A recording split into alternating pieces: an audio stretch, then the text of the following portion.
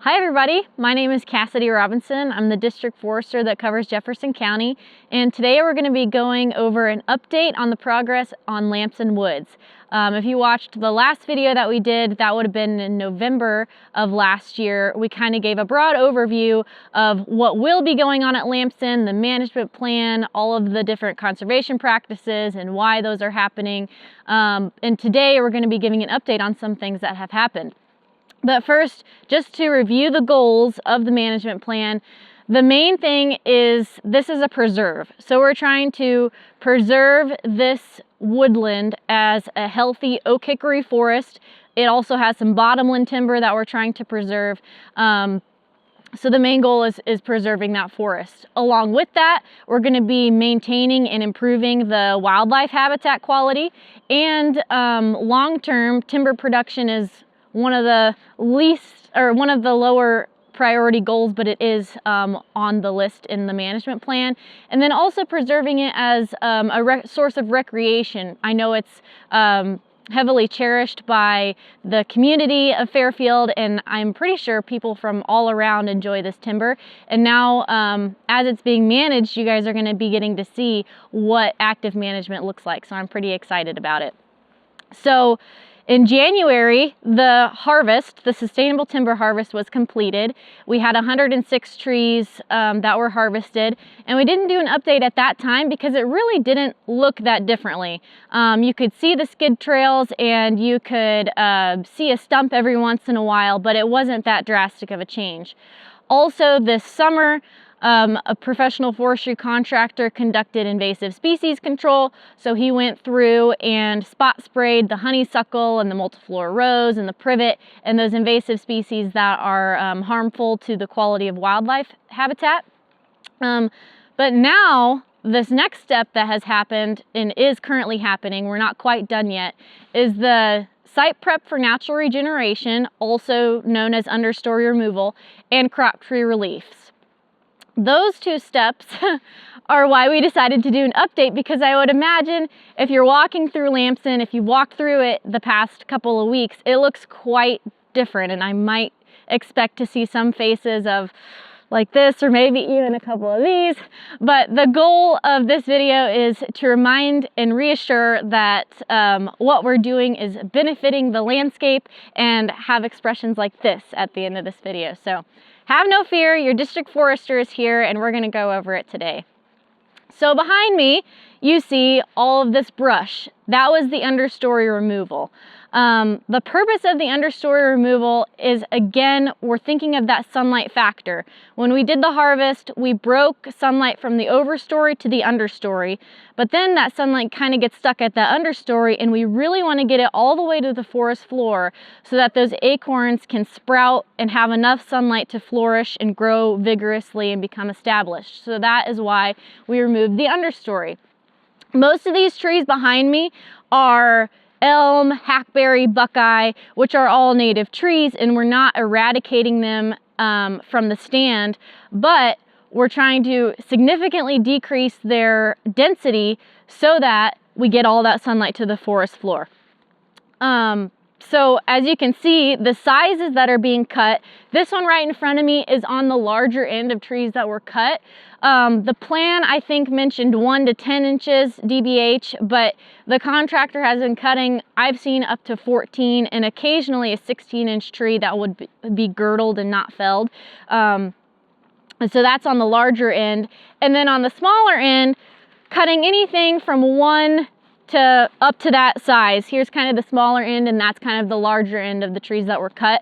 Really, really small stuff like this buckeye right here would be left. And the goal is in the spring, when a fire runs through, that will top kill these small trees. So then those will be controlled as well. Now, aesthetically speaking, it's a little bit messy, I guess is the word that I would call it. But think about this as a natural deer fence. All of this brush in here, it doesn't bother your chipmunks or your birds or your squirrels or your little tiny mammals, but humans and deer do not like to walk through all of these obstacles. And so humans aren't eating our oak seedlings, but deer are. Deer are one of the major hindrances from successful regeneration, because since we have high deer populations, if we don't have this overwhelming blanket of oak seedlings on the forest floor, the deer can pick up all of those oak seedlings and browse them year after year. So then they're stunted, and eventually they just never establish into a nice tree. So all of this brush here is going to be a natural deer fence. Imagine a deer is walking through all of this stuff. He's not going to want to get his head and try to meander through all of these obstacles to munch on an oak seedling that's coming up through all of these brush piles. So that's a major, major benefit there. Also, when we get more of a pile, this is just, you know, kind of one branch or one little tree sticking out, but when we get more of a pile, that actually is a direct benefit for wildlife, because you have more rabbits and mammals that like to nest and burrow and stuff like that as cover. So it is a direct benefit for wildlife. So when you see all of these trees on the ground, don't think of it as their role in the forest is over. Their role is not over. Now that they're on the forest floor, they are your natural deer fence. They are going to start to decompose and return nutrients to the soil. So it's all this big cycle that we're going for. So that is what you're looking at out here. Part of the reason that we had to do this, because some people might think, well, isn't nature better just left alone? Can't it do all of this stuff by itself?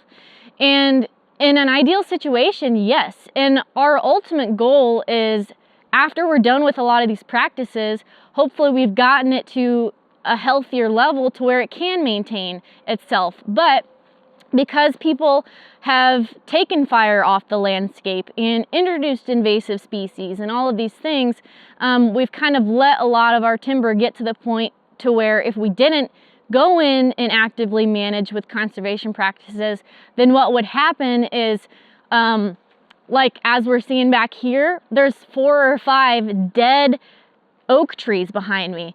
And so as these trees are starting to decline, there's no oaks in the understory, and so this whole timber would eventually transition into a hackberry, elm, buckeye forest, which is not nearly as productive from a wildlife population standpoint or from a pollinator standpoint. Our oak-hickory forests are the most conducive to healthy pollinator and wildlife species. So if we didn't do anything, it would result in a hackberry buckeye forest, which is not the goal.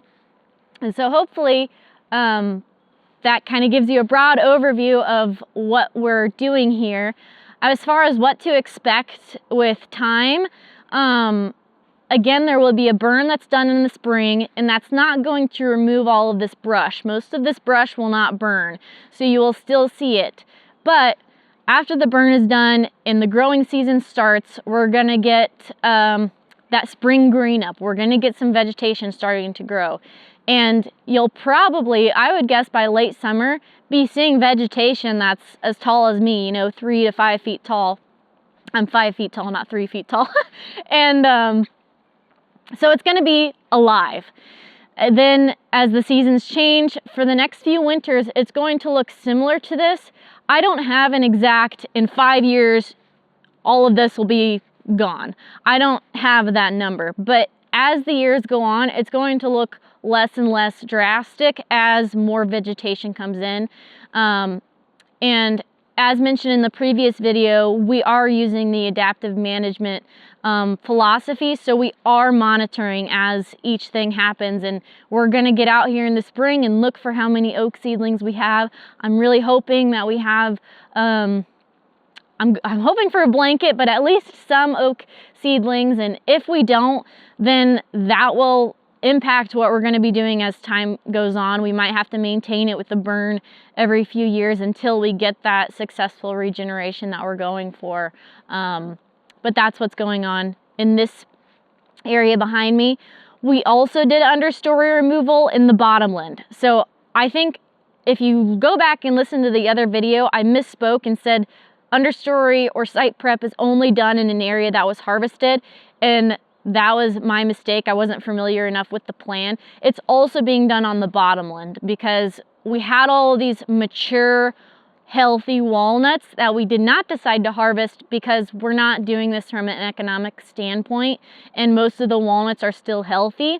If we started to see some walnuts decline, then we'd reevaluate and maybe thinking about harvesting some of those. But for now, we still removed the understory, which in the bottomland was very dominantly buckeye with still some elm and basswood and hackberry. And we're hoping to get some walnuts regenerating in that understory, possibly with some swamp white oak as well, because that could be a component of the bottomland timber. So that's being done in the bottomland as well. Everywhere else where there wasn't a harvest and there's not a mature bottomland, that is going to be crop tree release. This is understory removal or site prep for natural regeneration. The terms are interchangeable, and that is why this is beneficial. And hopefully when you guys walk out here in the spring and you start to see all that green up, shoot me an email if you're seeing some oak seedlings, because that's what we're going for. So thank you. So some of the questions that I've been getting are, how successful is all of this brush going to be in deterring deer from getting our acorns and our seedlings once they sprout? And the thing is, deer aren't always predictable. My overall statement is that it will help deter deer, especially when it's brushier than just a twig or two. When it's really messy and intertangled, deer don't like walking through that. So that in those situations will help. But you're still going to see some deer going through and working their way through all of the obstacles to get to that oak seedling, just because oak seedlings and acorns before they even sprout are delicious to deer. So they're going to go the extra mile to get those acorns if they're here.